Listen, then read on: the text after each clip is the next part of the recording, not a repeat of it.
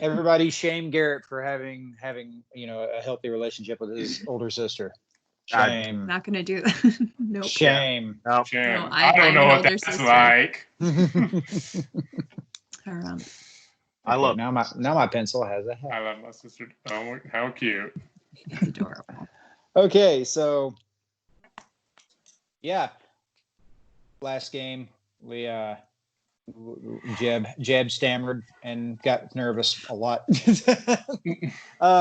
So back over at Ye Olde campsite, it's Beryl and Peter and Frank, and Bass would have to be there since he went directly to the campsite from the.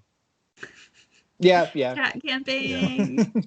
Yeah. So Frank he gets out, and it's fairly early in the morning, and he's like, so what's the plan, Peter?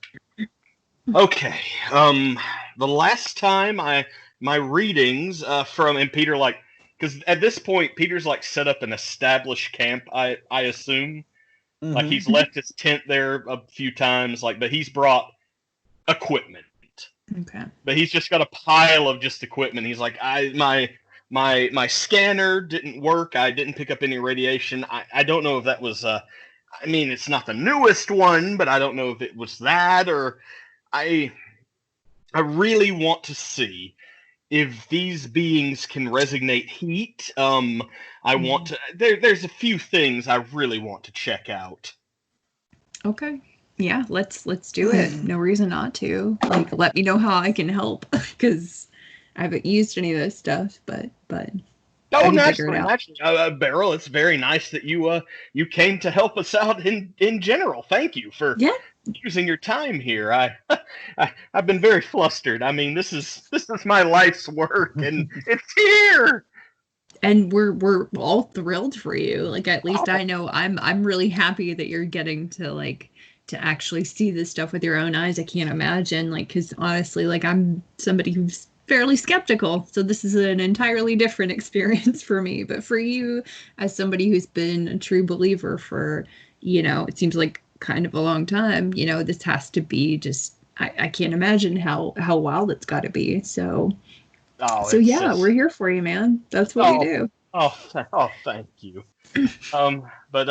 We'll get some equipment and I need to find, and Peter jumps in his tent real quick and comes out with a small kind of Donald Duck figurine. He's like, we might add this to their collection to see if they notice. Or if they happen to sneak up on us or catch us, maybe this could be a peace offering or a showing that we want to know them. Okay. I think I want us to be kind of ginger about this and not too forward. So yeah, I would rather just leave it and see if they notice than try.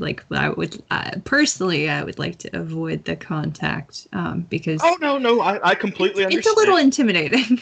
But just their physicality is. I understand completely, Beryl. But just in case, and Peter kind of reaches in a pocket and pulls out what is a Donald Duck birthday cake topper and hands it to you, and he's like, just in case this seems to be meaningful and you might need this if we get separated. Okay. All right. I appreciate it. I will stick it in a little pocket. Have that ready to go just in case. And he hands Frank a Donald Duck, you can tell it was part of one of those, what are those things called that you take off one and there's another little one inside? Russian doll. Trushka doll or whatever. Yes, it's one of those, and it's obviously kind of in one of the middle pieces, but it's in Donald Duck form. He just hands it to Frank, and he's like, I didn't include, I think below that was Pluto, and then below that was some kind of cow character. Did you go to a thrift store for these, or where'd you pick stuff up? I've accumulated quite a few things over the years, but that's for you, and then he goes over to Bast and takes off her collar and puts on a collar with Donald Ducks on them. All right. Did you order all this stuff online? Did No, you he just, went to a thrift store. A Yeah, park where you find all I of mean, in Donald Duck downtown, toys. there's antique this, stores, yeah, right? this is So- Frank talking. He's like, yeah, but what thrift store around here has just like the Donald Duck section? No, now, Frank, I will be honest. I did order the collar. I didn't know my precious baby would be with me at the site. No, I didn't. Just, Still gotta get that armor for this beautiful princess. Yes, it's still on order. Dang it. But all right. I'm gonna set up Bass' area and Okay. let her be herself, and then we'll head out. all right, Okay. yeah, you set up her thing. Like a very well- playpen, or put her in the tent, or what are we doing with this cat? It's all right. So Bass, unlike other cats, Bass I know a few cats like this actually. Bass doesn't like to leave her. If you put a litter box and a water bowl, Bass doesn't like to leave her comforts. Okay, that's So- fair. So setting all I that feel up, that energy. she's gonna kind of be there. Yeah, I think I Because- relate to this cat. because as we've set up, Bass is not only a chonker, but Bass isn't super active or wants to be uncomfortable. So yeah, That makes sense. All right, so yeah, you set up her little area. She's not going anywhere, and even if she does kind of wander off a little bit, it's not going to be terribly far, So yeah, you start making your way back to what you referred to as the Skunk Ape Temple earlier. Yep. God. Yeah, this is around the time, the super early time of day where, if they do show up, it's before they've been showing up lately. You're wanting to set up the gear? You said? Yes. Okay. Thermal gear, various kind of trying to level magnitudes. Like different. I don't know. What can I measure? I'm getting what you're saying. Just like like heat signatures. I Audio imagine, recording stuff. Yeah, audio recordings. I imagine Yes. you would have what's that? Electro something that ghosts are supposed to show up. I would imagine you would probably put one of those EVPs or down. something. Yeah, An Yeah. EKG? yeah. I forget Like- what it's called. An but it's- e-meter? it's an e-meter. No, it's basically it picks up like electromagnetic fields, like ghost hunters use them apparently, and I want to say they name dropped it in freaking Ghostbusters too, but I imagine you got one of those, whether or not Well, it'll like, show I've- anything. But Yeah, I've given up on just pure video anything. I just want to capture something. Mm-hmm. okay, yeah. If you could roll, we'll say wits and investigation +3 since you've done all this before. Oh, You know what? Wits, no, not investigation. Wits and science +4 again because you've already done all this. +4? Yeah, just you. Yeah, I mean it's Okay. So you that's a lot of dice. it's going to be like super easy because like there's certainly nothing there that I know ahead of time. You've got to be kidding me. Oh no, 2 successes. Okay. I literally thought I was about to have no successes there. Yeah, everything goes off without a hitch. All the equipment's gathered. You don't really think it's going to be blocked by anything when they come in. Are you guys going to stay there and scope it out yourself, or are you going to just tuck away back to camp for the rest of the day? In respect to kind of Beryl's encounter, I think as excited as Peter is to have found this, over the last few months, Peter has learned a bit of empathy. And Peter goes through his excitement though is like, hey, he's got people that could be hurt potentially. So I think he trusts his equipment and he wants to.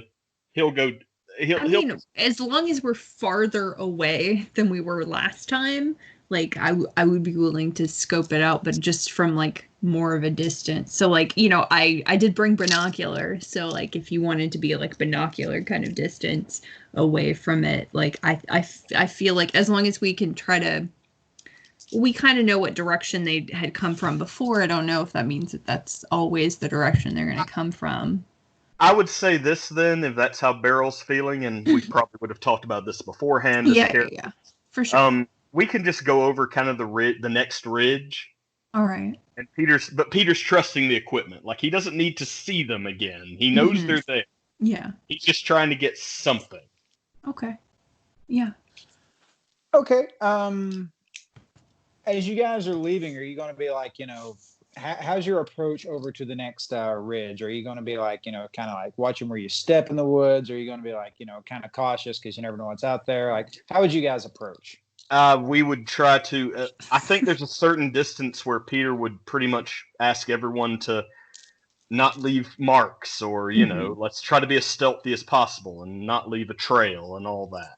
And since they're headed towards us, we don't want to like run straight into a hoop snake or whatever, right? So yes. Yeah, being mindful of what's coming at us. And okay, if you both would roll, we will say dexterity and stealth.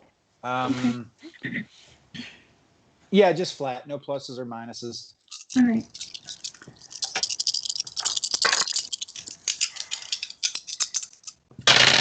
Yep. All right, 2 successes. 2 successes here as well. All right, nice. Okay, everybody roll the same things again.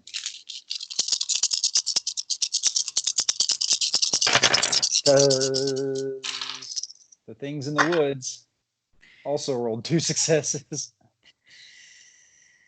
All right, that was 2 successes with 1 I had 10. done that time. 2 successes for me again. Okay, so you guys, you're minding your step, tiptoeing through the tulips. However, yeah, it's not very long at all until you guys are walking, and you're maybe a good, you're going to the next ridge. You're basically in the valley, and we're going to say, let's see.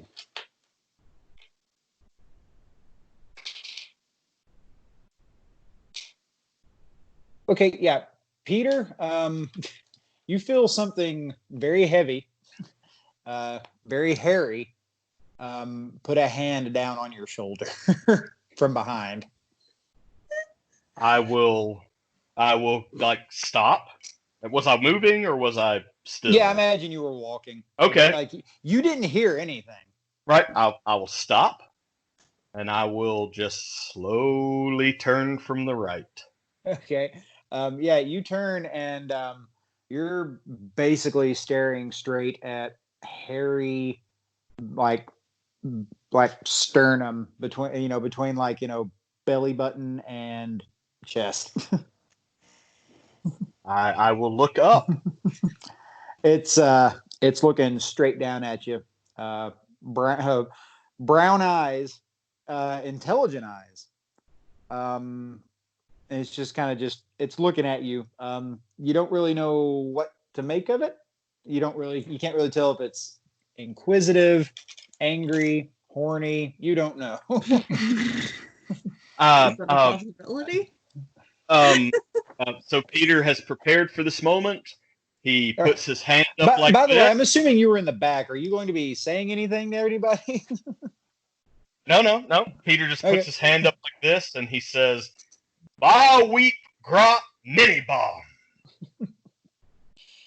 And what are you trying to in terms of character sheet, what are you trying to use right now? Well, in my own nerdy life, Ba weep grot mini bomb is what they said to say that we're peaceful in the Transformers animated movie. So making my character What a fucking fool. Oh God. I guess I'm trying to just show that I am peaceful. Okay, we will say persuade. This is going to be interesting. Persuasion and manipulation -3 because these things aren't even human. And well, that gives me nothing then because I have nothing in those stats. Those are my 2 weakest stats. chance dice? Yeah, at this point you can roll a chance die, or you can take a dramatic failure. Did we hear his weeped up? We've got Miniwog. Yeah, sure, whatever it was. Did me and Frank hear this? Yeah, we'll say you both heard it. Frank, hearing that, he's just like, "The fuck," and turns around and like, sees this giant creature with its hand on Peter's shoulder. But anyways, what were you going to do, Peter? Sorry. I mean, because those are my two weakest stats in general. I guess I just got to roll a chance die because I can't risk another failure. Okay, you only succeed on one. I mean, you only succeed on 10. But yeah, roll away. Yeah, let's see. You know I did it if I move my again like I tend to do. Oh no. Was it a 1? No, it was a 4. Okay. So yeah, it it looks at you and it's not angry. But it grabs you and like with both hands and lifts you up and throws you on its shoulder and starts walking back towards the camp area. I mean, not the camp area, but the skunk ape temple. Oh goodness. Okay.